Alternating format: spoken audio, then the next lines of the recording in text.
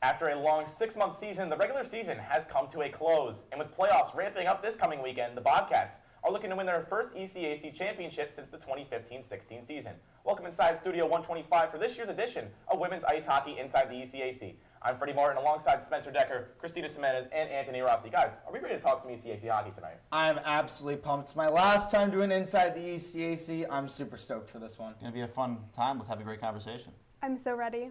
Before we jump into playoff talk, Quinnipiac took on Brown and Yale this Valentine's weekend. Let's see how the Bobcats did to close out their season.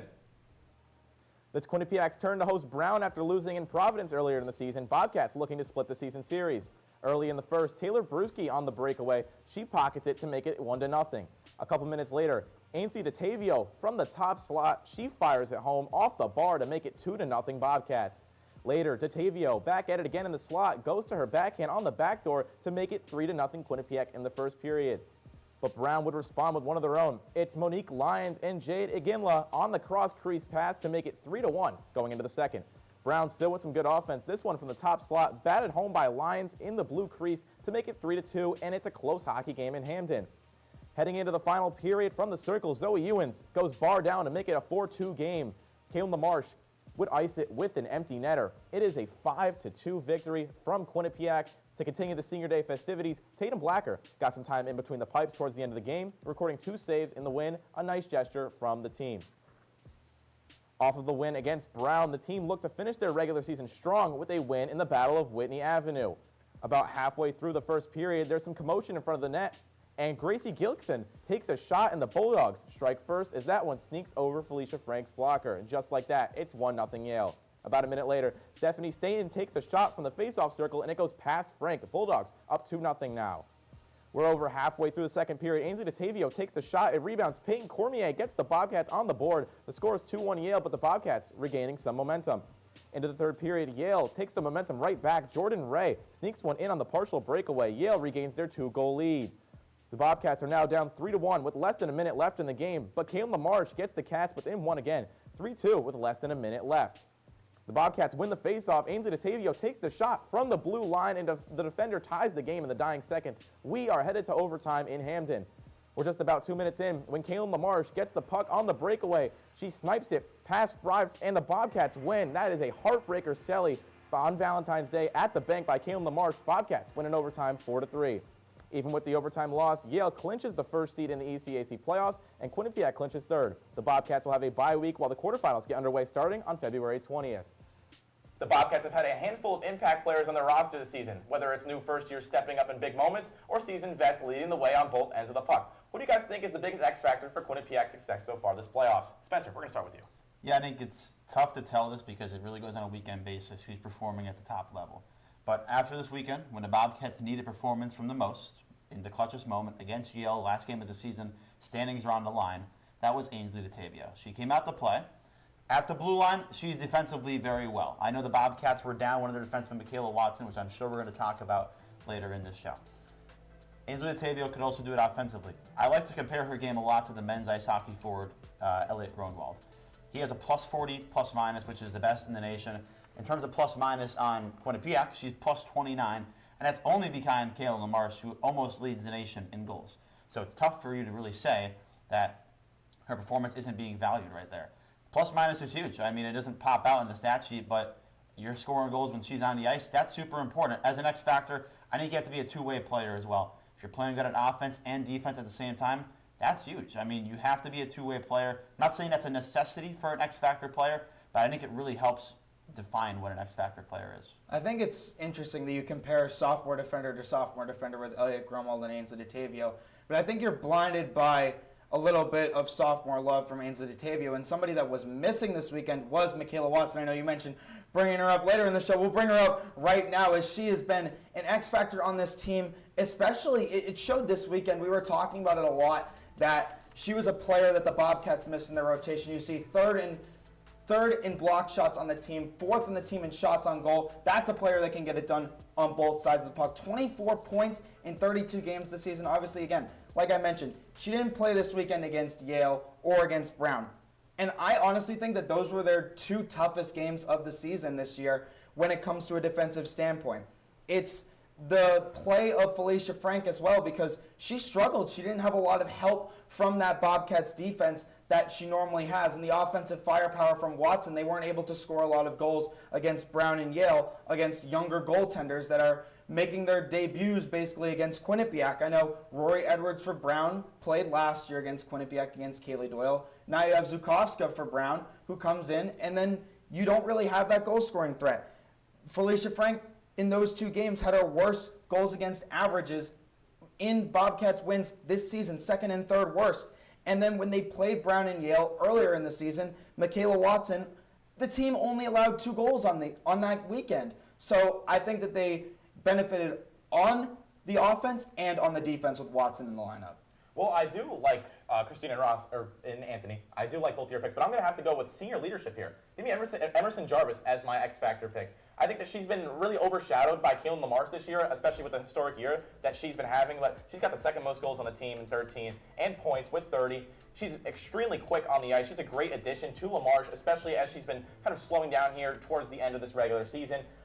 Like I said earlier, she's a great senior leader. She is just a fantastic overall player on the ice. She benefits the Bobcats when she's on the ice constantly. She went on a seven-point streak back in October, and the Bobcats didn't lose a game that entire stretch. So I think that that's overall just a great example of how much of an impact that she's had on the ice. They're 11-2 in ECAC play when she records a point, which is obviously a fantastic record. And she's taken and won the most faceoffs on the team. Coach Cass Turner has talked a lot in post-game pressers about how important winning those faceoffs are, and I think Emerson Jarvis has done a fantastic job overall with that this season. I think before Christina reveals her player, I think it's interesting that you talk about Jarvis being an X factor. When we talked about before, I don't think that we're going to see Kaylin Lamarche up here because she's not an X factor. That's somebody that you expect to step up every single game. I think Emerson Jarvis falls under that category too. You expect her to play good every single game. I don't really see her as an X factor on the team. I think that that's somebody that you rely on consistently. I mean, I think she's still an important player to the team. I don't know if she's really in that. I think she could be considered an X factor category just because she's a defender or a forward. You could still consider her an X factor. Sorry to interrupt, but just to jump in here with my pick, I'm going to go with sophomore forward Taylor Bruschi. Of course. She has 8 goals, 5 assists, 13 points this season, and she's kind of on a heater these past few games. She didn't score against Yale, but she has 3 goals in 3 games before that against Harvard, Dartmouth, and Brown.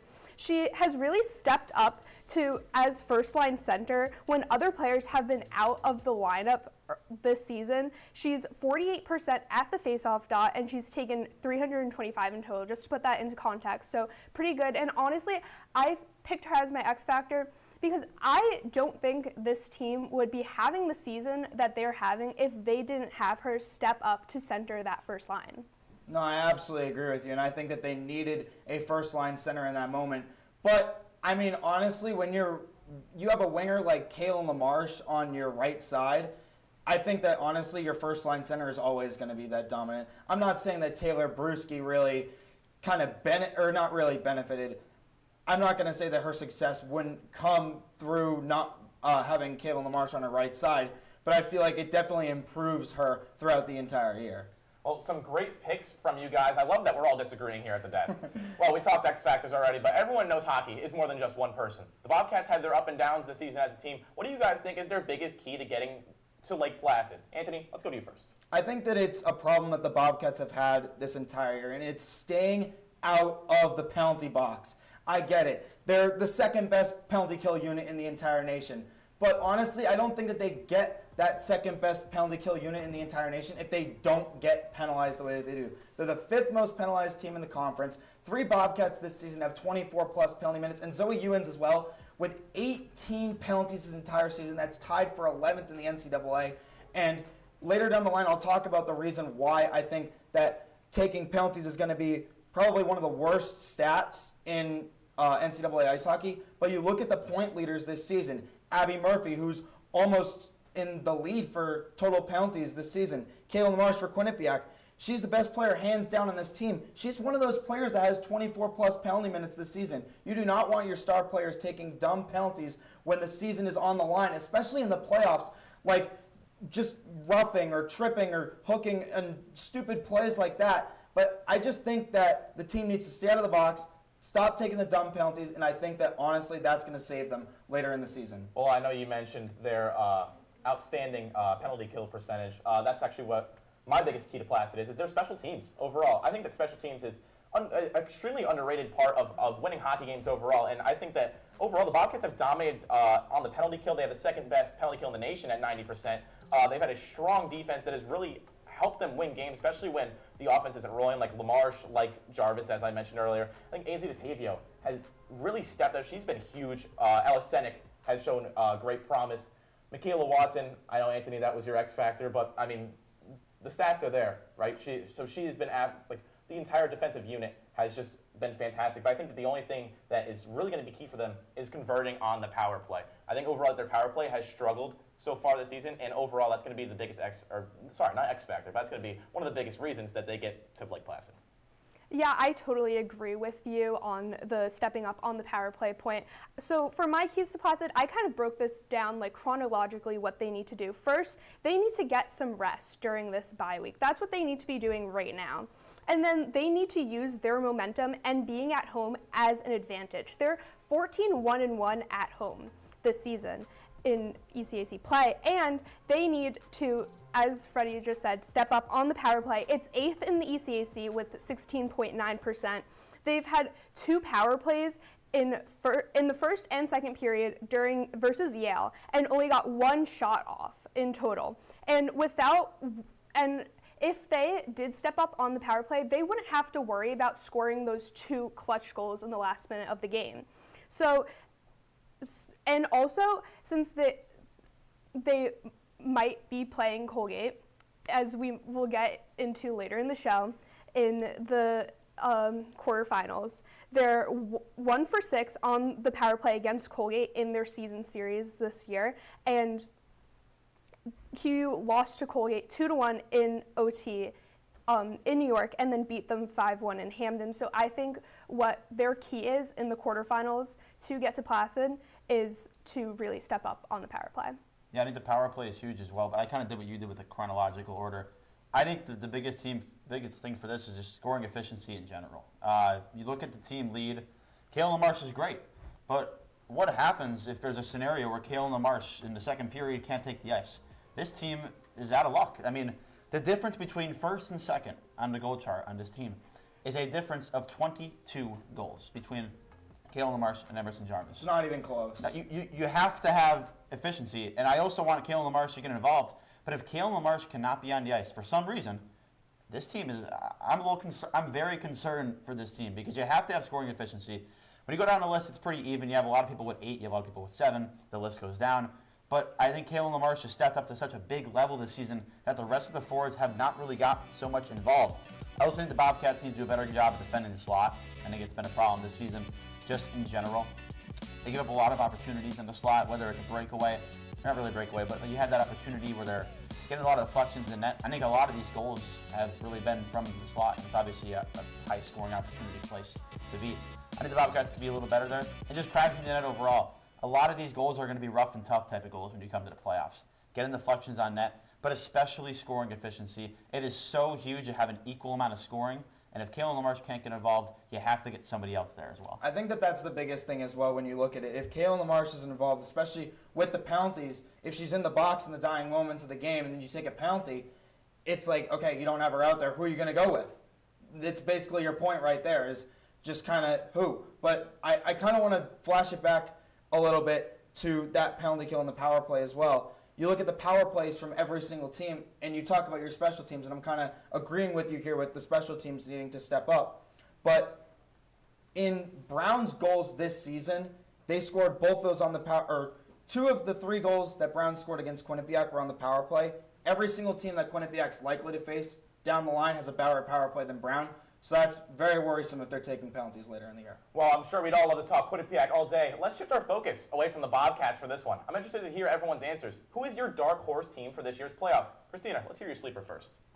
My dark horse team pick is Harvard. Now, they're 8-11-3 in conference play, but I think, so they're playing St. Lawrence in this opening round, and they're 1-0-1 versus St. Lawrence. They beat them 1-0, and then they tied them after shootout, 1-1. So that was a very close game.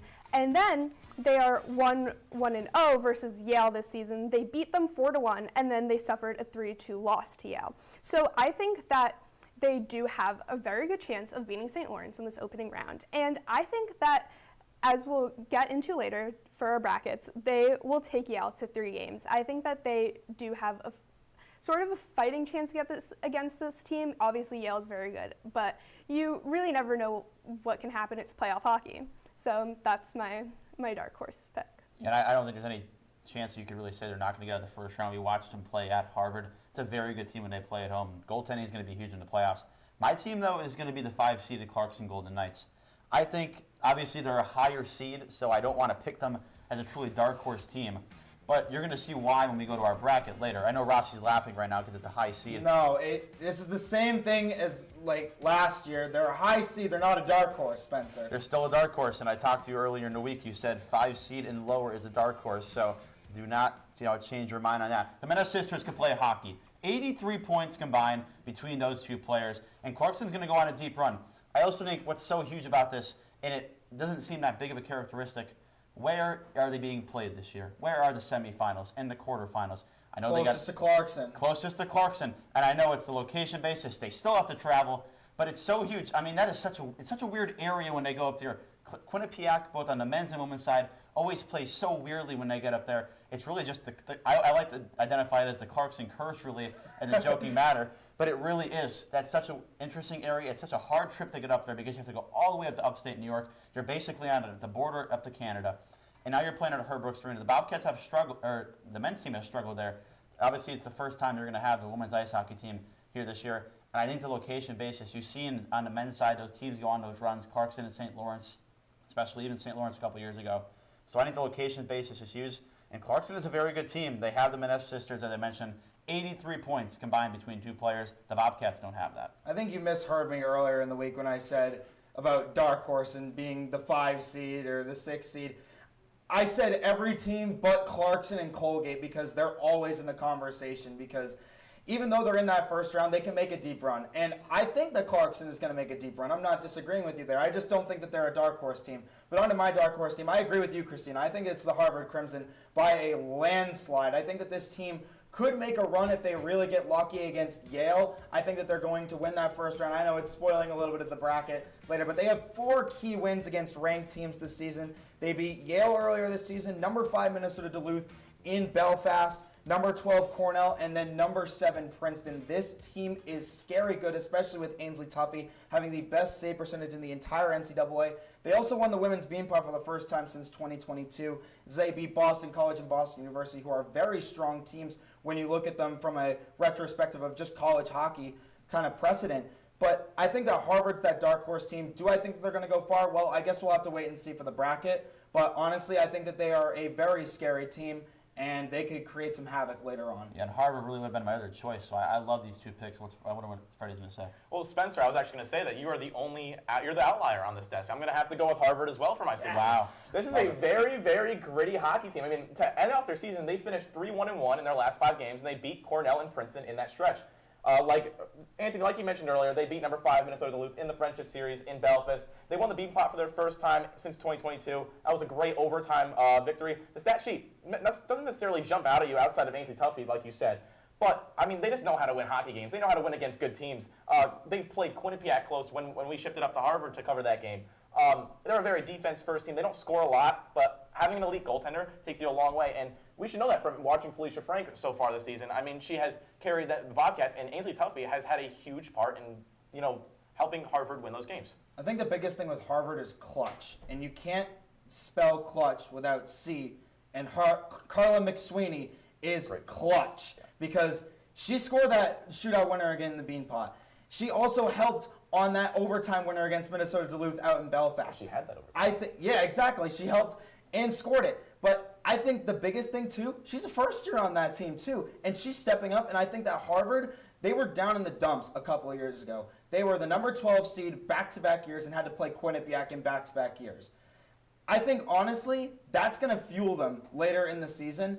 And they're going to try and make a deep postseason run. They could do it this year. They could do it next year. We really don't know. This Harvard team is just so unpredictable. Well, we have to take our first break here of the night here at the desk, but don't go anywhere, because when we come back, we'll all be sharing our predictions for the playoffs, along with shifting focus to the infamous Patty Kazmaier Award. Don't go anywhere. Inside the ECAC, we'll be right back. Left for Vidicek. Vidicek walking in. Shot. Save made. Rebound. Score! Did you miss this goal last night? No worries. We got you covered. Anthony Rossi gets the puck to Ethan Winbach in front of the net. He puts it past Alvin Brea. Every team, every game. She shoots it blocker side into the net. All the news, highlights, and more. First year connection. Ty Turner to Keith McKnight. This is Sports Pause, Monday nights at 9:30, only on Q30 Television. The go-to Quinnipiac news source for students, by students. We've got the latest on campus news, student life, and stories all around the country. Get to know your local community with features on Hamden businesses and politics. Everything you need to know, all in 30 minutes. Wednesdays at 9:30, reporting for the Quinnipiac community. I'm Melissa Sheehan. I'm Sophia DeBona. Hi, Amari Smith. I'm Christina Tsimenis. I'm Riley Farrell. I'm Andrew Allison. I'm Miranda Patorti. We are the Q30 Newscast. Do you enjoy Quinnipiac sports? I just keep believing you're going to pick Paige Girardi over Carson Martin. I think Floor general, absolute glue guy on the court. Then Bobcat Breakdown is the place for you. 'Twas the night of Bobcat Breakdown, and all through the suite, all the producers were running round, getting ready for show of the week. I brought mittens because I think that half of this take is cold. I think us Anthonys think alike because I had the exact same idea as you. Tune in to Bobcat Breakdown every Tuesday night at 9:30 p.m. on Q30TV.com/watch. Welcome back to Inside the ECAC. If you're just joining us, I'm Freddie Martin alongside Spencer Decker, Christina Tsimenis, and Anthony Rossi. It's time to look at our full bracket predictions for this year's ECAC tournament. With Yale and Princeton sharing the regular season championship, they have received first-round byes along with Quinnipiac and Cornell. The first-round matchups are getting underway this weekend with Union heading to Clarkson in a 12 versus 5 matchup, St. Lawrence taking on Harvard, Brown is hosting Dartmouth, and to round out the first-round matchups, RPI is taking the trip up to Colgate. Now that we've taken a peek up at the bracket, it's time to fill it with our predictions. I'll start us off. Well, I think that looking at the first round, Union versus Clarkson, I think that's a gimme almost. I'm gonna have to take Clarkson in that matchup. 5 versus 12, it's very hard to win that matchup. Harvard St. Lawrence, the 8 versus 9, the closest seeding wise in that first matchup. I'm gonna take Harvard over St. Lawrence there. My first upset of the bracket, I'm taking Dartmouth over Brown. Dartmouth is a very underrated team. They don't score a lot of goals, but defensively they are a very, very solid team. So I'm gonna take Dartmouth there. And then I'm going to take Colgate over RPI. I just think overall Colgate is a very solid team. So let's go to the top of the quarterfinals here. I'm going to take Clarkson over Cornell. I'm going to take Clarkson over Cornell in 3 games. I think that Cornell, they have Annalise Bergman, a very, very great goalie, but overall I just think Clarkson is just a fantastic team. And Spencer, going back to your sleeper team, I think that overall they're a very, very sleeper team, and they are closest to Lake Placid. So I'm gonna, and then going down to my second matchup of the quarterfinals, I'm gonna take Yale over Dartmouth in 2 games. I think that's where Dartmouth's Cinderella run almost ends. Yale is just too great of a team.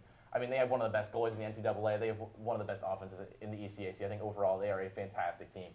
Now, this one's going to be very, very controversial. Yeah. Harvard is taking on Princeton. I'm going to take the Harvard Crimson in 3 games over Princeton. I think you're insane for that. I said it earlier, and I will say it again. This team knows how to win in the clutch. They know how to beat good teams. Harvard and Princeton did split the season series 1-1. They did lose up at Hobie Baker Rink. But I just have a feeling, I watch March Madness every year. There are upsets. There are Cinderella teams. What month is it, Freddie? It is almost March. Almost March. Almost March. Almost it will be March when this is happening. Heading down to my final matchup of the quarterfinals, I'm taking of it. Quinnipiac over Colgate in 2 games. The Bobcats are just such a fantastic team at home. I really don't think that anyone besides maybe a Princeton, which I do have them losing to Harvard, can take them down at M&T Bank Arena. Let's head over to my semifinal matchup. I'm going to take Yale over Harvard. I think this is where that Harvard run ends. Sometimes, the glass slipper has to come off. I think that I think that Yale overall is just a powerhouse of a team. They had a 13-game win streak coming into that last game of the season, and they were a minute away from finishing their season with 14 consecutive wins. In my other semifinal matchup, I'm going to take Quinnipiac over Clarkson. Spencer, I know you alluded to this earlier, but Quinnipiac has really struggled on that road trip. I think why not now to break that curse? Right? I can see that being like a double overtime type of game, Freddie. Yeah, and then heading over to my final matchup, I'm going to take Quinnipiac over Yale. They swept Yale in the season series this year. I just have a feeling that the Bobcats are going to be taking home the ECAC title. I think the biggest gripe that I have with your bracket is Quinnipiac over, well, besides the Princeton pick, which is just insane. Is a great pick. I disagree. The biggest thing is the Quinnipiac over Clarkson, because I'm going to agree with Spencer when he was talking about his dark horse. Clarkson is the closest to Lake Placid. Quinnipiac has struggled with Clarkson in recent history. So why not now to break it? Why? It just makes zero sense why they would beat Clarkson in the closest area to Clarkson. Anthony, I feel like that hockey is more of, it's not just what you see in the stat sheet. I know that you do like to look at your box scores a lot, but I just feel overall the vibes, there has to be a vibe and factor, especially in the playoffs. The vibes are that Clarkson, in the playoffs. The vibes are that Clarkson is a good home team. These are do or die games. I know that the quarterfinals is a 3-game series, but these are do or die games. I mean, Harvard is a fantastic team. We got to realize. You got to realize too. After you get to that quarterfinal, after you go through that, it's one game. That's all you need. Exactly. Upsets could happen. So we're talking about, especially in the 3-game series, it's harder to do it. But Rossi, let's see what your bracket is. Yeah, I mean, we'll just kind of fly through the first round. It's all chalk. Every single team in that first round completely wins. Clarkson, Harvard, Brown, Colgate. It's very easy. Cinderella runs. I mean, there's no Cinderella runs there, but honestly, the only upset that I really picked is Clarkson over Cornell, because I think that Cornell is on a slide recently. I don't think that Cornell is that great of a team this season. That's going to be a 3-game series for sure. I mentioned that Harvard could create some havoc. They're going to take a game over Yale. That's a rivalry game. Harvard and Yale, those two schools absolutely hate each other. Princeton over Brown, that's an easy win for Princeton. You'll see that Princeton, I have winning the entire thing. And there's a reason why. Because that team has finally got a goaltender. Izzy Wonder and Mackenzie Alexander are unstoppable on that team. And I think that they are very dominant. Quinnipiac over Colgate and a sweep. I think that series either goes Quinnipiac's way and they sweep Colgate, or Colgate wins that series in 3 games, because I think that Raiders team is very good with Alyssa Biederman in her last season. Yale over Clarkson in the semifinals. I know that I mentioned that Clarkson would be Quinnipiac. I don't think they're a better team than Yale. Princeton is a much better team than Quinnipiac. We've seen that this year. They beat them twice, and they swept them for the 2nd straight season, and that's why I have Princeton over Yale, getting some revenge for that little regular season tie championship that just is completely bogus to me. I don't think that there should be co-champions. Yale's the 1 seed. They're the 1 seed for a reason, but I think that Princeton is the better team overall, and there's a reason why they are in that top seeds. Well, Anthony, 1 and 2 seeds in the finals. You must be very, very fun at parties. I mean, it doesn't matter. I'm picking the 2 best. If you want the 2 best teams in the ECAC championship, those are the 2 best teams, and there's no debate on that one. Well, I think we're going to have to debate that when you reveal my bracket coming up here soon. I will say, all chalk is not a problem. I'm not opposed to it. You look at March Madness in basketball last year, the Final Four was the top 4 teams. I believe it was all 1 seeds, if I'm not mistaken. So you really can't be too harsh on that. Let's roll through the bracket. I don't really have any upsets in the first round. Besides one, I think Freddie had it as well. Dartmouth's going to take that series against Brown pretty easily. Let's go to the quarters. I think we talked about Harvard. Very good team. I see them rolling through St. Lawrence, and then that 11-6 into 12-5. I don't really think you could see an upset there. It would be unimaginable. In the quarters, I think everybody's picked Clarkson to beat Cornell in a 3-game series, so I've also gone with that as well. As we mentioned, that Harvard team, very good. I see them getting a game against Princeton, but as Anthony mentioned, just a very good Princeton team. They're going to be hard to beat. Quinnipiac, as you mentioned, Anthony, as well, a lot of similarities. Quinnipiac to beat Colgate 2-0. And then back to the top, Dartmouth, I love them. I think they're a great team. The Brown team has struggled at times throughout the season. They've been very up and down. So I do see Yale still beating them in 2 games, though. Let's go to the semis. I want to start on the bottom before we get to the biggest pick that I have on this bracket. Quinnipiac to beat Princeton. I mean, this Quinnipiac team, as I mentioned, they struggle in these big game situations. I think they have throughout the season. But when you look at that Yale game, sometimes you just need a little bit of momentum on your side. And if you get something like that, to know that you can beat a good team, that's all you need to do. Know that you can beat a team. You have that momentum, and you have that mindset that you know that you could go out and beat Yale. Look at the bracket. Who's number 1 in that bracket? It's the Yale Bulldogs. You have the mentality to know that you didn't beat them once, you beat them twice. And I think the important part of that is they're not going to have to play them a 3rd time when the Clarkson Golden Knights take down the Yale Bulldogs in the semifinals. I'm high on this Clarkson team. They are my dark horse, and I know they're not necessarily a dark horse because they're seeding, but I have them as a dark horse. Now, you go to that championship game. I think it's where the Bobcats falter. I think Clarkson's a very good team. Again, I think it goes back to that location basis. You look at where they are compared to Lake Placid. It definitely is not home ice advantage. But the travels, it's close. It's close enough for them. And this is not a bad Clarkson team, as you mentioned. They're not bad. They are the 5 seed. They've had their ups and downs throughout the season. But if anything, I think they're a top 3 team in the ECAC. And you can balance that between Quinnipiac. You can balance that between whoever you want. I just don't think Quinnipiac, again, when it goes back to that scoring efficiency, the Bobcats are going to have a game in this playoff where they may only score 1 or 2 goals. And I think that's going to go against that Clarkson defense, and that's when the Golden Knights will prevail. And as a 5 seed, win the ECAC championship. I think the biggest thing as well with this Quinnipiac team is you look at how they are in the clutch and in those tournament games. You look at the Nutmeg Classic, they lose to UConn in the semifinals. You look at the tournament up at Belfast, they lose to Boston University in the semifinals. This team is just not really built for that kind of tournament factor, I guess, so to say, when they're going to these neutral sites. And I mean, I understand that UConn's not really a neutral site when you're playing against the hosts of the Nutmeg Classic, but technically you're traveling there. There's all these teams that consider it a neutral site, and you falter. So I think if Clarkson and Quinnipiac end up meeting up, I would agree with you. I think that Clarkson would take down Quinnipiac. But I just don't see a path where Quinnipiac makes it to that championship game. And with that Princeton game, too, Princeton has Quinnipiac's number right now. Exactly. It's so obvious. But when it comes to the playoffs, it is so hard to beat a team 3 times. It is unbelievable. So I think that's so important. And when it comes to that championship game, I just don't think Quinnipiac has the firepower.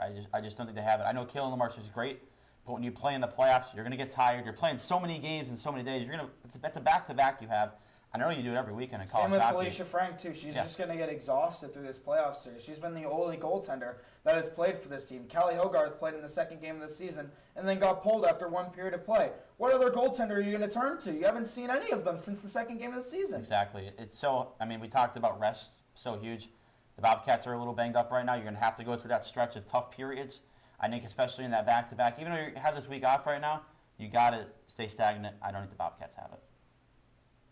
So I'm just going to jump in with my bracket picks now. So starting off with the first round, the same as Anthony, I'm just going to breeze through that real fast. I have Clarkson over Union, Harvard over St. Lawrence, Brown over Dartmouth, and Colgate over RPI. This is a bracket. Then moving on to my quarterfinals, it's looks a little bit different than some other picks here. Did you write this on a chalkboard? It's the same as mine. Same as mine.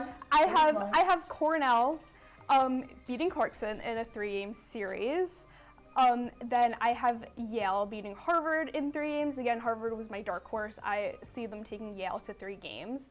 And then I have Princeton beating Brown only in 2 games. And then I have Quinnipiac beating Colgate in 3 games as well. And then moving over to the semifinals, I have Yale beating Cornell. And then I have Princeton taking down Quinnipiac in that semifinal. And then in the championship, I have Yale defeating Princeton. Freddie, you said that I was boring at parties. That is boring at parties. I actually wanted to. Chris, I'll let you finish. I have my justifications for this. I think kind of similar to what you said, Anthony. Princeton is the only team that swept Quinnipiac this season. However, Quinnipiac is the only team that swept Yale this season, so I just feel like the bracket played out in a really tough way for Quinnipiac because they would have really greatly benefited from that first seed and from not having to end up playing Princeton because, again, as you said, it is hard to beat a team Terribly 3 hard. times. But I just think that Princeton is just going to end up being the better team in that one game. Maybe if it was a series, Quinnipiac would have beat them out, but I think in that one game, Princeton would beat them. And then, however, if Quinnipiac did end up getting to the championship, if they lucked out and they were up against Yale or even Cornell, I think they would have a way bigger chance of winning the ECAC. That I agree with 100%. I think that if they are not playing Princeton in that semifinal, they're winning the whole thing. But the fact that they have to play Princeton in the semifinals is the biggest knife in the chest because you have to play the team that swept you this season and the only team that swept you this season. I think that is the kryptonite for Quinnipiac. Well, going back to the full bracket scope here, Anthony, I'd like to formally apologize for calling your bracket. I appreciate that. Christina, no upsets throughout the entire bracket. Do you know what fun is? I'm sorry. I mean, listen. Do you realize they happen in March at the end there? You realize that? I was just trying to be like realistic. I was overthinking this a lot. And then at the end I was like, okay, I just have to be realistic and put what I think will happen. But honestly, I think anything can happen. Like, it's playoff hockey. Anything can happen. That's that's my stance on it. Quinnipiac could somehow beat Princeton. Harvard could make it to the semifinals like Freddie for some reason has. And they will. And I don't think that they will. Clarkson probably could win the whole thing, like Spencer could said. Anybody could win in this ECAC, and that's what Doug Christensen said when we talked to him. Parity, much parity. Any team can win the ECAC this season. Probably except for Union, because obviously they had a really struggling season this year. Don't count Union out. I'm not counting them out, but I just don't think I don't think that they're going to beat Clarkson, especially in Chile Arena, which is a very tough place to play. But anybody can win the ECAC this season. Anybody can win the WCHA as well out there. Like, in that top four, whether it's Wisconsin, whether it's Ohio State, whether it's Minnesota Duluth, St. Thomas even in the conversation this year. Anybody can win any conference. It's March. There's a reason why it's always March. Well, great predictions, everybody. I'm excited to see whose bracket gets busted first. But before we shift over focus to the national stage, let's take a look at the NPI rankings. The same top group of Wisconsin, Ohio State, Minnesota, and Penn State round out the top four, continuing to separate themselves from the rest of the pack. A pair of Hockey East teams coming in at 5 and 6 in Northeastern and Yukon. 3 ECAC squads, Quinnipiac, Yale, and Princeton, claim the 7, 8, and 9 spots. And finally, Minnesota Duluth rounding out the top 10, capping off the group of the nation's best. It's time to talk awards. The Patty Kazmaier Award is given to the best female hockey player in college hockey. And this year will be the 29th time it's awarded. Anthony, let's hear your pick for the winner first. I mean, I think it's pretty simple here. It's Caroline Harvey. I don't think it's simple. It's a math equation. I don't think so at all. I think that it's very, very easy. KK Harvey has been one of the best players in the NCAA. I honestly think if you look at the statistics, she might be the best player in the entire world. And that's saying something because she is in college right now. She was named as a Patty Kaz finalist last year. She's won the Women's World Championship with Team USA. She just won gold with Team USA a couple of hours ago prior to this recording session.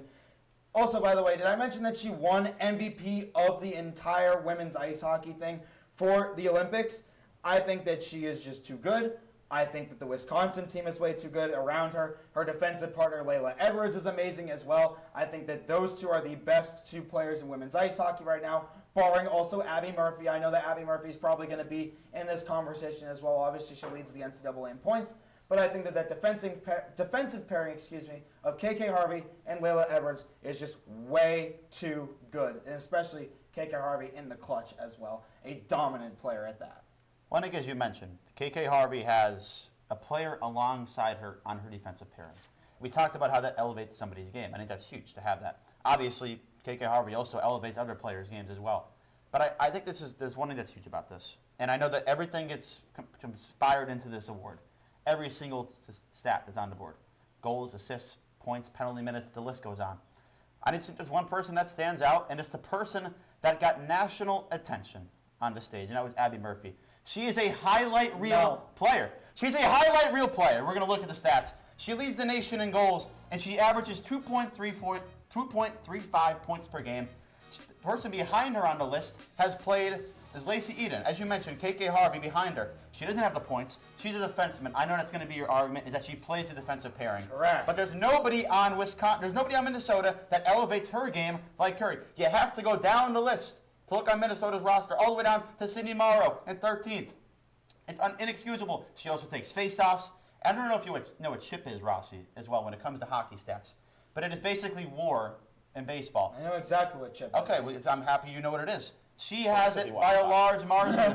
She has been the most impactful player in NCAA ice hockey on a Minnesota team that barely sits third in the nation. Without Abby Murphy, if you take Harvey out of Wisconsin, they're still a great hockey team. I think if you take Abby Murphy out of Minnesota, they're not the same hockey team. They aren't third. They're down the list. They might be below Quinnipiac, for example, if they don't have Abby Murphy. With Wisconsin and KK Harvey on that team, I know MVP is huge. Most valuable we're looking at. Most valuable. And she just was named most valuable player at the Olympics playing against grown women US that are playing in the NHL. That's what the U.S. players on her team that elevate her game.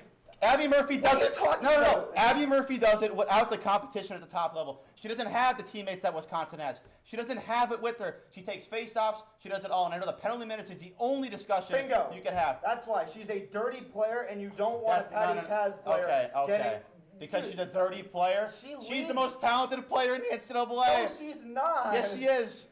Oh. She could score like nobody else. Freddie, please enlighten this guy, please. I am going to jump in right here and say that I agree with Spencer. My Patty Kaz winner is also Abby Murphy, along with all the stats that he just said. I just want to point out that she's been at the Olympics and hasn't played an NCAA game for almost a month. And also, just the fact that this is her second Olympics, it's a huge... So is Caroline Harvey. But she's behind Abby Murphy. She's behind her. She's a defender. She doesn't play offense like Abby Murphy. Well, then she's not a good enough two-way player. That's basically what you're saying. No, that's what you're saying. She can't do it offensively. Well, everything that Spencer's saying, I totally agree with. And just what I pointed out, like, she still leads the nation in points and in goals, and she hasn't been here for a month. Like, Thank you. I'm just saying Please that, tell like, me you have Caroline Well, Harvey. listen, Lacey Eden is also a great player, and she's not been at the Olympics. She was snubbed, arguably, from the roster, and she still hasn't been able to pass Abby Murphy in 6 more games played. So I don't really know what to say. I mean, Christina, I don't know if you have anything else. We can go after Freddie if you want. Also, there's a reason why she didn't get 6 games played. It's because she got ejected from games and suspended from games. So. All right, well, that doesn't matter when it comes to who's the better player, but I'm going to have to split the room here. I'm going to take your side here. Thank you. My goodness. I'm going to take Caroline Harvey as my Patty Kaz winner. So she's tied first in the NCAA in assists. I know you alluded to how talented of a scorer that she is, right? But I mean, we've seen our own elite scorer in Caitlin LaMarche this season. But I mean, Caroline Harvey, I feel like she just does it all. Like she was nominated for the award last year. She's got the 3rd most points in the NCAA. I know Abby Murphy does have more than her. She's got 16 multi-points games this season. She's only finished 2 games without a point when she's playing. You're counting on your fingers. She's bronze in a category, not number 1. She's bronze. Keep counting on your fingers. There's stat categories where she doesn't lead. Keep counting. But he's right. She's dominant on all sides of the puck. She's constantly moving. Abby Murphy was on national TV because she's skilled move is so popular. She dribbled between somebody's leg. What a puck! She did do that. I know you said most valuable player is most valuable, and I'm going to switch things over to my expertise. Cal Rowley. People argued that he was. No. We love baseball. Let him talk. No, it's Cal Rowley. So he was supposedly the most valuable player, what a lot of people assume because of his catches numbers and what he valued to the team. And a lot of people made the argument that if you take Aaron Judge away from the Yankees, right? But overall, the stats say that Judge is better. And I think that overall, Harvey is a better overall player. I know Abby Murphy has the points, but I think overall, I'm going to take Caroline Harvey. Well, I can see that discussion. I think it's a very valid discussion. As we're talking overall player, maybe, because obviously she has points and she may not have the offensive prowess that Abby Murphy has, but she's also a defender. But Abby Murphy's taking draws. She plays the center position as well. Abby Murphy is so talented, and I think the national presence is so huge. I think when it comes to the board, I mean, it's really hard to ignore Abby Murphy. I think you also have to look at how many goals that she has scored this season, and how many of those goals have just been breakaways or stretch passes from her team. Caroline Harvey 19 more. It doesn't matter. 19 breakaways? What are we talking about? It doesn't matter, though. Caroline Harvey has to go all the way from the red line sometimes and go all the way up the ice and go score a goal. That's what a defender's supposed to do. Okay, but you're talking about a forward, and Caitlin LaMarche does the exact same thing of just kind of hanging out there and then gets goals. I'm not saying that she is not talented at all. I'm actually shocked that none of us have had Caitlin LaMarche. She's definitely in the conversation for this Patty Kaz award as well. Caitlin doesn't have the assist numbers that these two players have. Very true. And that's important. Playmaking. Something we haven't really talked about. Two-way playing on defense and offense. Caroline Harvey. Caroline Harvey is a great example. Both players have that. It's tough to argue. I mean, we obviously have split the middle here, but I think it's been a great debate about Spencer, I mean, like you said, I think it's honestly a great problem that we have so many great players, especially with Abby Murphy and Caroline Harvey. I think it's just a great issue to have, right? So at the end of the hockey season, 2 teams meet to decide who takes home the title as national champions. Our final question of the night, what 2 teams are you guys selecting to make the national championship game? Christina, let's hear your pick. I feel like there's, as we discussed earlier, there's, those like top few teams in the WCHA, and I'm going to go with a rematch of last year's Natty, Wisconsin versus Ohio. 4 straight years in a row. Yeah. Obviously, like, both teams Wisconsin is first in the NPI, Ohio is second. Wisconsin has been up there all season. Like, I think there's no chance that they're not going to be in the Natty. I feel like Ohio State is kind of the team that you can interchange, but I think in the end, that's going to be the Natty matchup. Well, I think we just talked about when it comes to the Patty Kaz Award. We mentioned two teams that have two players. We mentioned Wisconsin, we mentioned Minnesota. And, I mean, you look at the last 4 matchups of the NCAA tournament, I'm just getting bored of seeing the same teams. So I did change my matchup a little bit. I mean, Caroline Harvey's great, as we mentioned. She is the best player on the Wisconsin team. And I think if we're looking at, I mean, I didn't include Abby Murphy because it's all we talked about, but Ava Lindsay's a great player on Minnesota, and she's down the list as well. So I think what's so huge about this, I think, is that I got tired of having the matchup between those two teams, but having that star player, having those 2 best players in their team. Ohio State's a great team. They have Joy Dunn. She's at the Olympics. She's a great player. But we haven't talked about her when it comes to the Patty Kaz Award. I think it's the value that we talk about. When you come into the late situations, the national championship, what players can be the best on the line? We're talking about the 2 best players in the NCAA, Caroline Harvey and Abby Murphy. And I think that's when the popcorn's going to sell, and that's what we're going to see on the national stage. Before you go, Freddie, I think it's funny that you bring up the fact that you have your national championship matchup, Minnesota and Wisconsin, and you say that Abby Murphy does everything by herself. Okay, so is she carrying Minnesota all the way to the Frozen Four and to the national championship? She very well could. You need an entire team to get to the national championship. She has people behind them. She has people behind her. But at the same time, she doesn't have the people behind Caroline Harvey has better people behind her. Minnesota still has a team. They still have great players. But Abby Murphy's comparison from the top level down to the next best player on Minnesota is a much larger gap than Harvey down to the next best player on Wisconsin. Well, Anthony, I think you do make a great point, but my national championship matchup, I'm going to have to agree with Spencer over here. I'm going to take Minnesota and Wisconsin. He's shaking his head. He's an Ohio State fan. Ignore him.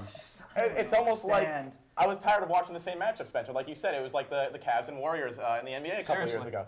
So, I mean, Wisconsin, they've won 2 natties in the last 3 years. They're dominant. They're the 1 seed. I mean, that's pretty much like a guarantee. I think Wisconsin is just overall the best overall team in the NCAA. But I do think that Minnesota is a team that I know we've talked so much about Abby Murphy, about how dominant of a player that she is. I think that overall, like, she can carry that team to a national title game. Like, overall, I know I didn't have her as my personal Patty Kaz winner, but she has proven she has a shot. She goes viral on social media because of her technique. I think overall, having such caliber of that player, that I'm going to go back to my baseball reference here. The Yankees make the playoffs every year because Aaron Judge is the only great player on that team. The Minnesota Golden Gophers can make the national championship because Abby Murphy is the only elite player on that team. And the skill gap between Minnesota and Ohio State is so close. But I think also it's not. I mean, when we're looking at No, it is not. Wisconsin and Ohio State. It's not. I mean, the MPI. You're talking about Minnesota and Ohio State. I thought I said Wisconsin and Ohio State. Okay. But I apologize. What Minnesota and Ohio State too? I believe they played 4 games this season and they split those 2-2. So that game is just. I mean, that's a game where I could look at that, and if it goes to quadruple overtime, I wouldn't be surprised, because the talent is off the charts between those 2 teams, and they have great goaltending as well. I don't think that Minnesota has the goaltending to carry them there, and I'm going to do the same thing that I did last year. You remember what I did last year with my national championship pick? I turned around the iPad, and it is Ohio State and Wisconsin for the 4th straight year. And it makes sense because they're the 2 best teams in the country. And you also talk about the 2 best players in the country. I will say that Abby Murphy is the number 2 player in the country for sure. But you also have to take into account how good that Joy Dunn is on the team. And you have to look at the teams that do well in the clutch. Goal right there from Wisconsin in the clutch, scoring with 18 seconds left in the NCAA championship. You have to look at clutch teams, and clutch teams win. Ohio State wins, Wisconsin wins. You see that on a national scale, and I think it's going to happen for the 4th straight year in a row. And I think Minnesota doesn't win. They don't win. They're the 3rd best team in the nation. Okay, but they won 2 years ago. They won 2 years ago. And I know that you're going to lose players each time, but they're the programs. You look at the MPI during that season. There are 2 teams that have 65-plus NPI, and that is Wisconsin and Ohio State. Where's Minnesota? Down at 60. The NPI difference is 5 points, which is Again, huge. well, Every single. the computer, I'm not type finished. it in, the data, I am the not statistics, finished. everything on the computer. I am not finished with my argument. You look at every single team in the top 10, they're all within MPI of like maybe 5, 4, around that area. You look at the 2 teams at the top, that's that same gap, and that is between the number 1 and 2, between the number 3 team in the country. Well, Anthony, I'm going to have to go back to my box score point here. I don't care about ball. We're talking puck. This is we're talking. There's box scores. There's box scores. Yes. I feel like this isn't Moneyball, right? Analytics. Again, we're not talking ball. We're talking puck. Remind me what month there and are box scores in hockey, and this will be happening in March. Yes, this would be happening in March, hypothetically, of course. But I mean, just overall, I feel like you can't just count on the 1 and 2. I know both teams they've been so dominant, but again, it's single elimination. Anything can happen. Anyone can have a bad game. A goalie can have a bad game, and boom, Minnesota gets knocked out. Wisconsin gets knocked out. We could see Ohio the State crazy is a better national goaltender championship. than Minnesota. And so. Ohio State. Goaltending is not the only factor in the playoffs. Well, he just mentioned goaltending. It's and a that's huge one of the main factor. factors. So if we name one thing that Wisconsin has better. Then or who? Ohio State. We name one thing, goaltending.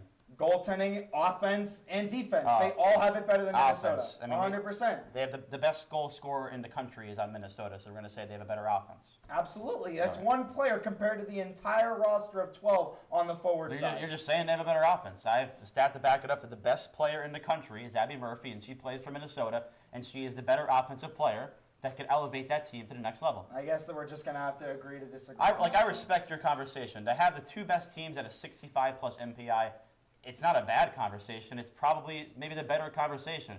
But when it comes down to it, I think upsets can happen, and Abby Murphy is the one that can do that. Well, that's all the time we have for this year's edition of Inside the ECAC. Thank you all for watching. Make sure to follow us on Instagram and at X at Q30Sports, and check out our website at Q30TV.com to stay up to date on all the postseason content and so much more. Thank you to the producers and everyone working so hard behind the scenes. For Spencer Decker, Christina Tsimenis, and Anthony Rossi, I'm Freddie Martin, and that's this edition of Women's Ice Hockey Inside the ECAC.